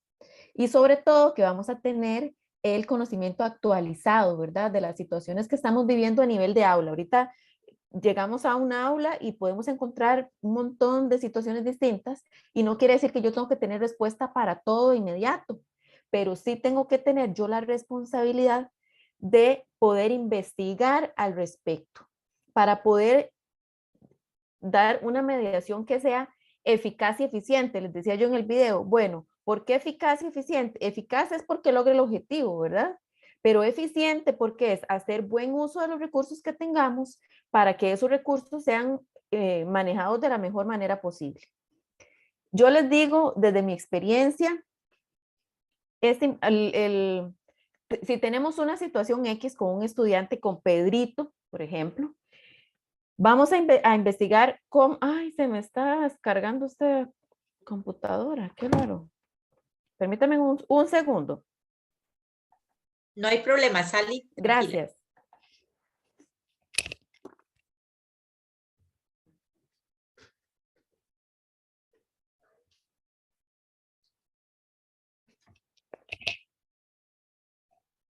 Parece que ya. Ok. Si tenemos una situación X, ¿cómo podemos hacer investigación? Ok, vamos a buscar el conocimiento que haya generado ya algún especialista en la materia referente a ese tema. Vamos a investigar, lo vamos a conocer, lo vamos también a poner en tela de juicio, en nuestro juicio, si es apropiado, si tenemos los recursos, si incluso tenemos que ir a hacer algo más, buscar a otro especialista, etcétera. Y a partir de ahí nosotros vamos a idear una estrategia para afrontar esa situación. ¿Cómo se hace la investigación? Lo aplicamos en nuestra aula, hacemos el cambio, pero lo registramos en algún lugar. ¿Por qué es importante el registro? Porque esa información me va a servir cuando yo tenga una situación semejante o incluso distinta. Y entonces voy a decir, vea, con Pedrito hice esto, en 2 meses me funcionó. O no, definitivamente, por más que lo ejecuté durante 6 meses, no lo logré. Bueno, 6 meses, como nos estaba ahorita conversando Viviana, todos tenemos ritmos distintos y hay que respetar el ritmo, ¿verdad? Lo dijo ella muy bien cuando hablaba de la estimulación, de que hay estudiantes que incluso las maestras escuchan decir, Julanito, no aprende nada. Qué triste, qué dolor eso, escuchar cosas semejantes, porque sí aprendemos, solo que a ritmos distintos, pero con el paso del tiempo logramos ver los avances, ¿verdad? Entonces, y si ustedes me preguntan, ¿pero de dónde agarramos la información? Bueno, fuentes confiables, para no caer en los neuromitos, ¿verdad? Tenemos que buscar fuentes confiables. Les soy sincera y yo no me voy a pelear con la tecnología aquí ni con las redes sociales, y más bien les quiero dar como una recomendación yo como investigadora. Rodéense de buenos divulgadores. Si ustedes tienen un teléfono, yo sé que todas tenemos un teléfono inteligente y casi todas tienen redes sociales que Instagram, que Facebook o no sé qué. Traten de construirse alrededor de ustedes un grupo de personas especialistas que los nutran. Eso ya es una recomendación muy, tal vez tú puedes decir, demasiado personal, pero en serio, hay neurodivulgadores geniales que ponen todo su conocimiento al servicio de nosotros gratis, ¿verdad? Entonces, que cuando vayamos observando, no sé, las noticias que tal vez a usted le interesen más, de pronto tenga alguna cosa que la nutra, alguna información que nutra nuestro quehacer profesional. La investigación creo que tiene como un estigma de que es aburrida y tedioso, y no sé si quizás, y es uno de mis trabajos con las chicas en TFG, que el TFG terminan cansadas y entonces, ay, que la investigación, y que, no, investigar es maravilloso, lo hacemos todos los días y todo el tiempo. Y en nuestro trabajo, igual que los médicos se están actualizando siempre, es vital que nos estemos nosotros actualizando siempre. Entonces, rodeémonos de esa gente que nos pueda nutrir, ¿verdad? Y ya cuando estemos en el aula, vamos a implementar la mejora, vamos a hacer uso de ese conocimiento, lo vamos a llevar a la praxis, entonces registrémoslo para que nos quede ahí un registro anecdótico de lo que estamos haciendo. Yo creo que sí se puede, compañeras, sí se puede. Asumamos esa responsabilidad. Me encanta escuchar que digamos que las que estamos en el MEP somos MEP, tenemos una gran responsabilidad. También escuché a Karen cuando dice de que somos mal evaluados los educadores, es una gran responsabilidad. Dignifiquemos la profesión. ¿Y cómo lo hacemos? Bueno, un día como hoy, sábado, 13 de noviembre a las 2:30 de la tarde, estar aquí juntas, tratando de aportarnos unas a las otras. Eso va a hacer que nuestra práctica sea más rica. Ese sería mi recomendación. No sé si... Muchísimas gracias, Sally, totalmente de acuerdo. A veces tenemos que quitarnos de la cabeza esta idea de que investigación o lo relacionamos con la tesis, ¿verdad? Que yo sé, terminamos cansadas, agotadas, ¿verdad? Y que decimos, bueno, es que en el aula yo no puedo porque tal vez no tengo las herramientas o los instrumentos o todo el proceso, ¿verdad? Y con eso entonces quiero vincularlo con una pregunta que hacen por aquí. Bueno, ya tenés varias preguntas, vamos a ver. Dice, esas investigaciones de aula, ¿verdad? Se registran en el informe, se queda en el expediente del estudiante, ¿verdad? Como, ¿dónde sería la mejor forma de hacer esta, digamos, esta síntesis, ¿verdad? O esta recopilación de información. Ajá, ok.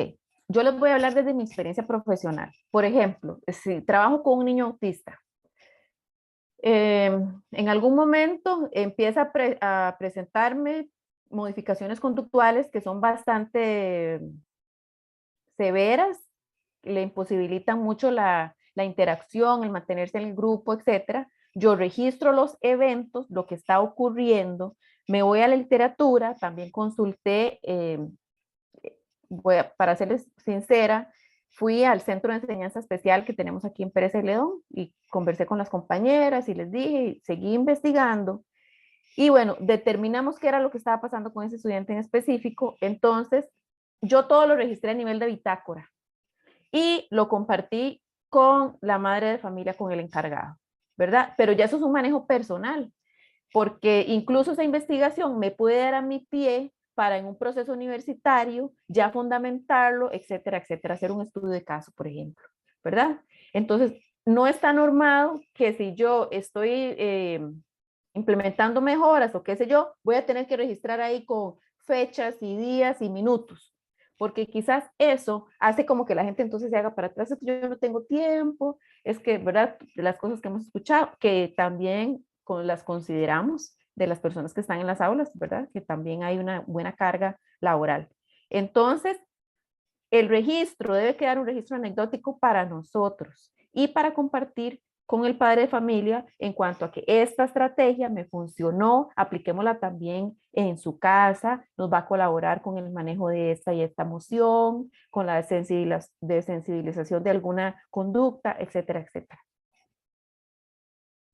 Gracias, Sally. Nos están diciendo por aquí que excelentes las ideas, que muchas gracias. Y hay una pregunta, creo que es una curiosidad que tiene Ana Picado y creo que la tenemos muchas de aquí. Dice que si el modelo de cerebro que tiene Sally en la mano es del tamaño real o es un modelo a escala. No, no es del tamaño real. En realidad nuestros cerebros son más grandes que este. Mide, por lo general pesa 1,5 kilos. Este es un cerebro más chiquitito y está completo. Le quité la amígdala y otras partecitas por aquí, pero sí, está completo. Vean la belleza porque se separa en partes también para poder explicar mejor. De acuerdo, muy interesante, Sally. Creo que esa curiosidad la teníamos varias. Muchísimas gracias a Sally. Creo que se quedó pegada. Muchas gracias a Sally. Interesantísimo estos temas y ojalá pudiéramos seguir abarcándolos, ¿verdad?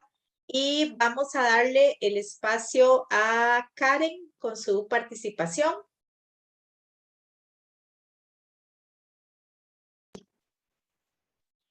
Marce, me perdí, perdón, participación.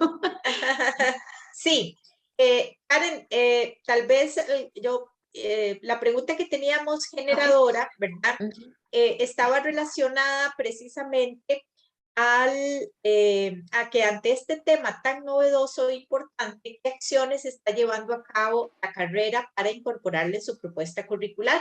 No obstante, ya la explicaste un poquito, pero aquí hay otra pregunta relacionada con eso que creo que me gustaría que podamos hacerla, ¿verdad? Dice, ¿sería posible a nivel de cursos de extensión poder profundizar en el tema de las neurociencias, considerando que los que estudiamos educación hace algunos años tenemos ese vacío? Y aprovecho para dejarles aquí el espacio para que nos puedan escribir preguntas para Karen. Gracias, Marcela, y gracias a la persona que consultó. Bueno, voy primero con la extensión, que creo que es lo más sencillo. Contarles que, al menos en la UNED, tenemos todo un aparato de cursos que se ofrece para el docente que está en el aula. Y la persona que se encarga, digamos, del espacio de educación especial, no debería ser así, pero ella es muy buena. Ella es muy buena. Yo sé que si nosotros, más bien creo que nos dejas una tarea a Marcela, a Erika y a mí, y a Viquita, hablar con ella y llevarle la iniciativa, ¿verdad? Para que la UNED pueda empezar a ofrecer este tipo de cursos, tal vez incluso hasta más especializados. Realmente es sencillo y creo que más bien nos das una excelente idea para empezar a trabajarlo y a moverlo. Bueno, y en cuanto a qué estamos haciendo como carrera, yo les cuento, nosotros desde el año pasado, nosotros, porque aquí incluyo a Victoria y a Rafael, que es el equipo de la oficina de la carrera, digamos desde el año pasado, cuando estábamos en esta reconstrucción del nuevo plan de estudios, ofrecimos varios espacios a las personas encargadas de cátedra sobre lo que era la neurociencia. Encontramos una especialista muy buena, y ella nos dio toda una noche, un taller, ¿verdad? Entonces empezamos a mover por ahí el tema, ¿verdad? De alguna manera estaba en nuestro corazón el que se pudiera visualizar y lo logramos. Por ejemplo, como les decía, mi compañero, el encargado de todos los cursos de tecnología, él nos hace una propuesta para el curso de tecnología que llevan nuestros estudiantes en el diplomado, donde, bueno, lo logró, tiene toda una unidad hermosa donde se ve neurociencia y tecnología, ¿verdad? Hacia la mediación pedagógica. Luego también tenemos en el de didáctica, se va a ver ahí evidenciado todo un espacio. Realmente, no sé, nos quedó un poquito más en el bachillerato, pero igual en el diplomado el estudiante va a poder construir sus primeros acercamientos hacia la neurociencia, y ya en el bachillerato termina de poder verlo y de poder apropiarse y de poder llevarlo a la práctica. Entonces, yo creo que el reto está en las personas que estamos aquí, ¿verdad? Los que siempre se dice, los que están en las oficinas, que es muy fácil decidir. Es cierto, es muy fácil a veces tomar decisiones, pero creo que el compromiso, cuando uno está comprometido con la realidad y más que todo con la profesión, creo que no hay temor de innovar y de generar cambio. Siempre hay resistencia. En las universidades siempre hay resistencia, siempre hay gente que quiere que las cosas se sigan haciendo como han dado resultados, pero habemos otros que queremos apostar por cambio y por hacer las cosas diferentes. Entonces, no sé si contesté a la pregunta. Sí, muchas gracias, Karen. En realidad es un reto para la carrera, ¿verdad? Y para las cátedras que apoyamos la carrera también.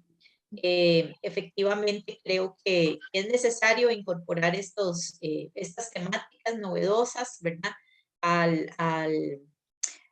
la oferta, digamos, que nosotros tenemos para con nuestros estudiantes. No tenemos preguntas, pero sí tenemos aquí un comentario. Dice, soy directora de un centro educativo, he aprendido mucho el día de hoy. Me gustaría poder trabajar la neurodiversidad con mis compañeras docentes y esos procesos de investigación desde el aula, desde lo que están viviendo y no verlo precisamente como una sobrecarga laboral. Excelente, sí.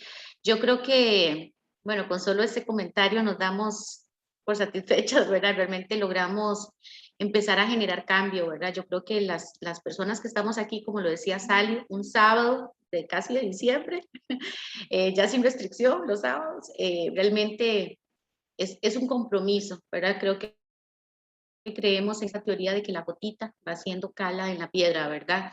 Al menos imaginarnos estas docentes, porque la persona directora cree en este cambio y lo genera, y ella como líder lo genera, ¿verdad? En su institución, es ganancia. Creo que toda la intención de este coloquio y de esta jornada se está logrando, ¿verdad? Cuando usted a la hora de sentarse a planear para la otra semana o para cuando tenga que planear, diga, ay, voy a meterme a ver cómo puedo hacer tal cosa. Ya está logrado nuestro cometido, ¿verdad? Yo creo que nos ponemos una florcita en el ojal de ver que realmente logramos generar cambio, porque en sí nuestro sentimiento es hacia el estudiantado, ¿verdad? Que el estudiantado de primaria tenga las mejores docentes, que tenga las mejores oportunidades para aprender. Gracias. Un comentario que nos hace Mónica, dice, es una apuesta por transformar la educación. También es importante incorporar al estudiantado. Son nuestra razón de ser y tienen mucho que enseñarnos. Excelente, exactamente. Yo creo que ahí Mónica dio la palabra clave.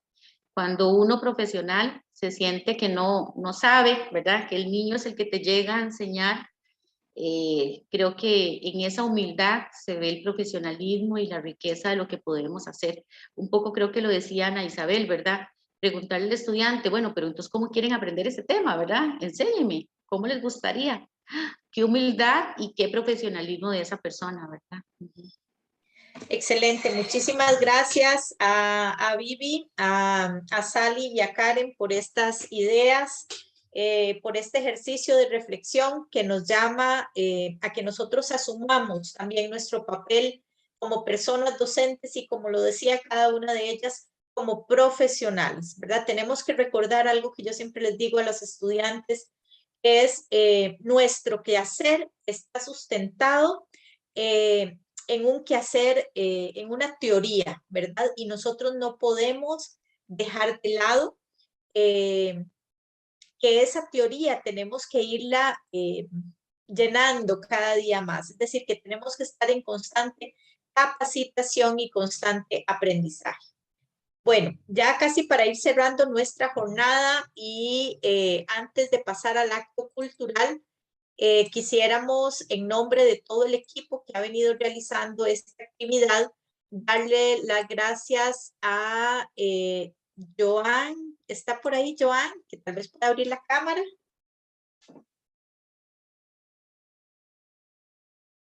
Él ya la tiene abierta. Sí, ya la iba a decir. Sí, cierto, perdón. Es que como no veo las cámaras aquí en los cuadritos, ¿verdad? Hola, Joan. Hola, mucho gusto. De parte de nosotras queríamos agradecerte muchísimo el acompañamiento que nos has hecho en la interpretación. Y bueno, en realidad más bien queríamos aprovechar el espacio también para que usted se presente. Muchas gracias. Bueno, mi nombre es Joan Umaña, soy intérprete del ESCO, futuro profesor, estoy empezando la carrera de educación.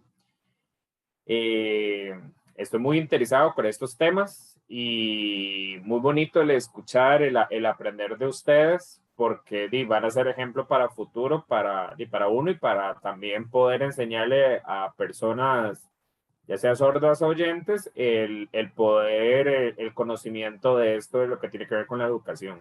Muchas gracias por este espacio y estoy para servirles en lo que necesiten. Muchas gracias. Muchísimas gracias, Joan. No se imagina lo agradecidas que estamos nosotras como equipo, ¿verdad? De tu acompañamiento, en verdad. Muchas gracias de todo corazón. Mucho gusto. Muy bien, ahora vamos a darle el espacio a Erika, que va a ser la que nos va a hacer la introducción del acto cultural, ya para ir cerrando este espacio. Muchas gracias. Bueno, buenas tardes, estimados participantes. Realmente, de verdad, hago otra vez agradecimiento por estar ustedes participando en esta jornada. Realmente ha sido un gusto, ¿verdad?, para todo el equipo organizador, ¿verdad?, generar esta propuesta para ustedes. Ok, previo a cerrar, ¿verdad? Esta gran jornada, ¿verdad? Que ha sido un espacio de mucho aprendizaje, de reflexión, ¿verdad? Queremos presentarle el acto cultural a cargo de la Orquesta Elemental de Guitarras de la Escuela Municipal de Música de la Unión. Esta orquesta, les comentamos, está conformada por niños de 10 a 12 años, ¿verdad? Que son parte de diferentes escuelas del cantón, ¿verdad? Y que tienen aproximadamente de compartir 4 años, ¿verdad? En su mayoría estos chicos y estas chicas, ¿verdad? Previo a esta presentación es importante acotar, ¿verdad? Que la música favorece el aprendizaje, ¿verdad? De una forma sencilla, efectiva, amena y divertida. Además de ello, ¿verdad? No solamente dentro del aula, sino fuera del aula. Pero además, y en consonante con la temática que hemos venido trabajando, ¿verdad? Favorece la generación de neuronas, mejora la capacidad de atención, ayuda además al estudiantado a resolver problemas matemáticos con mayor facilidad. Y entre otros beneficios, ¿verdad? También estimula la creatividad y potencia la agilidad cerebral. Así que con ustedes, la Orquesta Elemental de Guitarras, interpretando las siguientes piezas musicales: Blue Bungalow y Valsecito Criollo. Muchas gracias.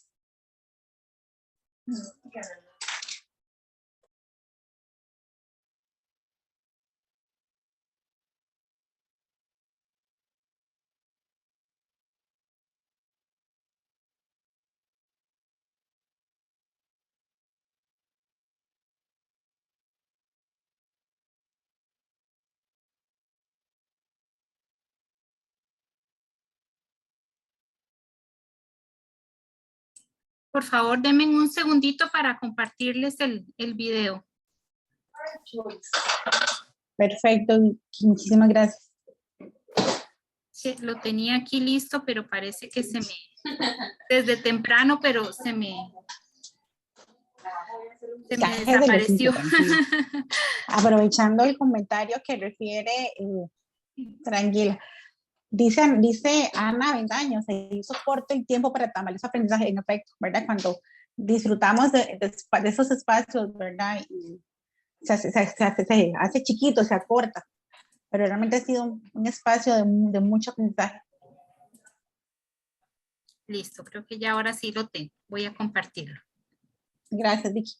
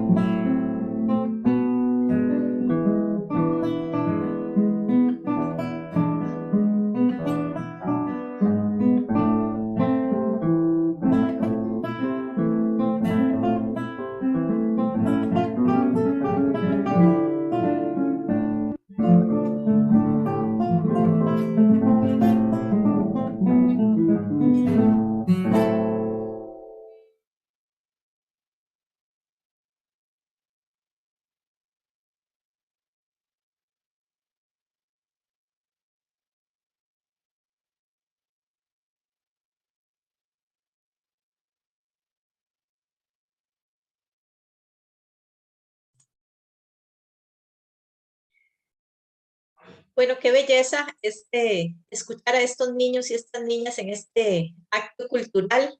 Yo decía, si estuviéramos en vivo, estaría de pie aplaudiendo, porque creo que los que nos gusta la música y la guitarra, bueno, nos impresiona, ¿verdad? Oír estos niños y estas niñas a estas edades, ¿verdad? Con este aprendizaje y tal como lo decía una de las expositoras, no me acuerdo si fue Mónica, la importancia ¿verdad? De aprender algún instrumento y cómo eso también posibilita esa plasticidad, ¿verdad? Del cerebro. Antes de terminar, voy a pedirle a Vicky que nos tiene que dar algunos lineamientos para la asistencia y para el tema del certificado, y después de eso hacemos el cierre. Vicky. Muchísimas gracias. Bueno, en este instante estoy compartiendo en el chat el enlace de asistencia a la jornada. Es una asistencia y una breve calificación.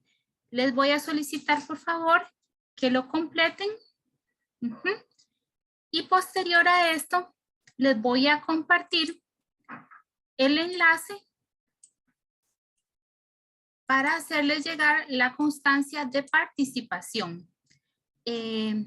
Para la constancia de participación, hay una pregunta final que pregunta, que valga la redundancia, acerca de la sede universitaria a la que usted desee que le envíen su constancia de participación.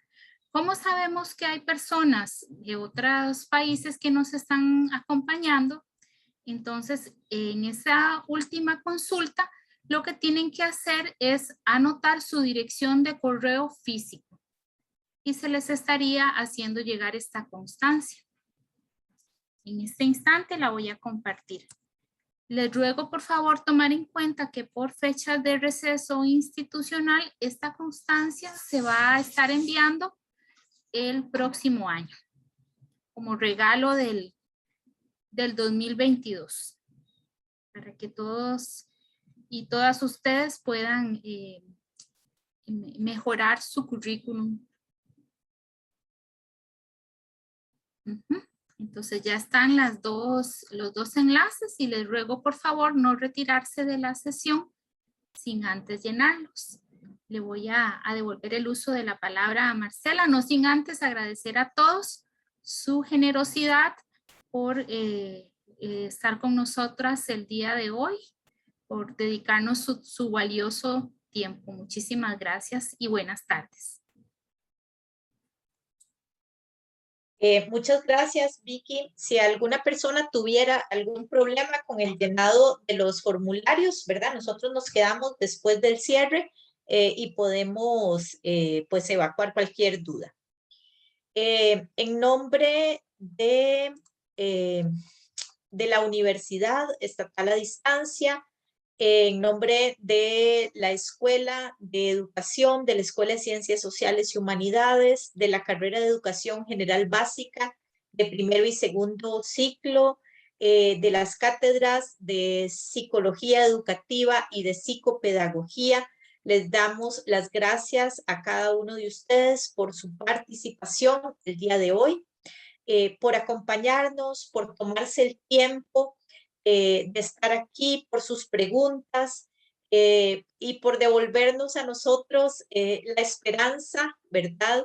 De saber que hay un equipo, que hay un grupo de personas interesadas en formarse, porque estoy segura que cada uno de nosotros, escuchando las charlas o las participaciones, siempre estuvimos pensando en nuestros espacios de trabajo, en nuestras aulas, y pensando, wow, ¿cómo incorporo esto? Voy a revisar mi planeamiento, ver las preguntas, el interés por formarse más, por leer, por participar en otras actividades, en verdad lo llena uno de mucho orgullo y satisfacción. Como lo dijo Karen, es reivindicar nuestra labor docente, labor de gran responsabilidad, que implica indiscutiblemente el que nosotros estemos en constante formación. Es un reto para nosotros en estos tiempos, ¿verdad? Ofrecer una educación de calidad, pero para ofrecerla, los primeros que tenemos que poner las barbas en remojo somos nosotros sobre el quehacer educativo.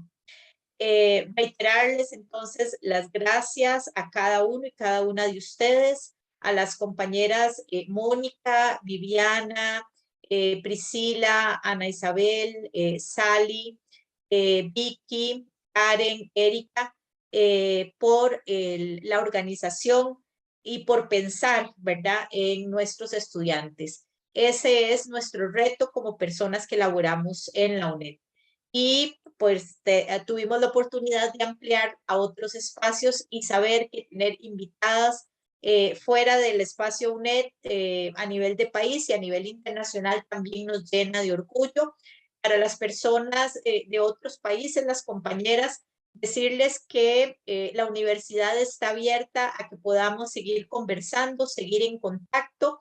Y esperamos, ¿verdad?, poder compartir siempre estas experiencias que son sumamente valiosas.